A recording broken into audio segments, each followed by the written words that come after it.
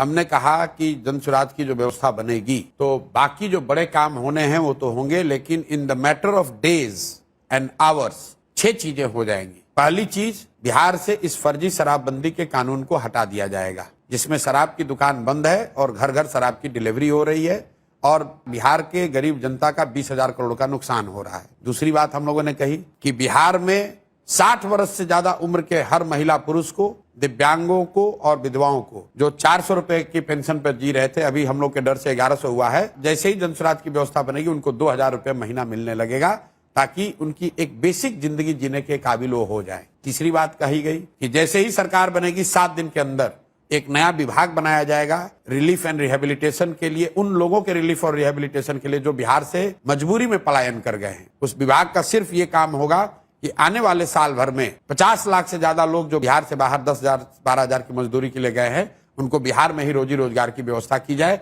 उनको बाहर न जाना पड़े। चौथा काम ये किया जाएगा, जिस गांव में भी सरकारी विद्यालय की हालत खराब है वहां गरीब लोगों को ये सुविधा दे दी जाएगी कि जब तक सरकारी विद्यालय आपका नहीं सुधरता है, आप अपने बच्चे को अपने इलाके के प्राइवेट स्कूल में भेजिए, उसका फीस सरकार भरेगी। पांचवा चीज ये किया जाएगा कि जो लोग भी खेती कर रहे हैं, जो लोग भी खाने वाली खेती से कमाने वाली खेती में मूव करेंगे, मतलब जो धान गेहूं ज्वार बाजरे की खेती को छोड़कर कैश क्रॉप की खेती में जाएंगे, उनको मनरेगा के तहत मजदूर मुफ्त कर दिए जाएंगे। और छठवीं और अंतिम बात, जितने भी लोग यहाँ पर रोजी रोजगार करना चाहते हैं, जो महिलाएं हैं, युवा हैं, उसको हम लोग भीख नहीं देना चाहते हैं। उसको ये कहते हैं कि आप कर्ज लीजिए,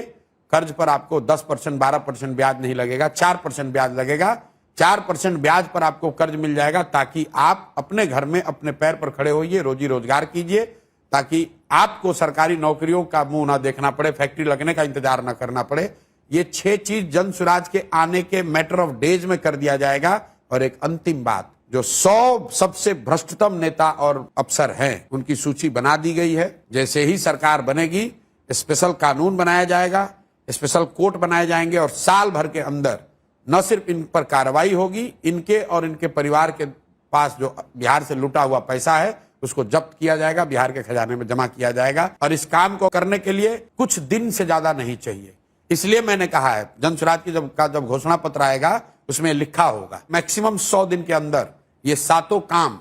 नहीं हम लोगों ने कंप्लीट किया तो 100 दिन के बाद इस सरकार को इस्तीफा दे देना होगा। आप जो ये घोषणा पत्र का पहला घोषणा होगा। मैं आपके चैनल पे पहली बार कह रहा हूं, किसी को बहुत बड़ी बात है कि हम लोग 5 साल हम लोग रिप्ले करेंगे। बिल्कुल 100 दिन के अंदर अगर ये 7 काम आपको नहीं दिखेगा तो आप 5 साल मत इंतजार कीजिए, 2 साल इंतजार मत कीजिए, 100 दिन के अंदर इस सरकार को इस्तीफा दिलवा दीजिए।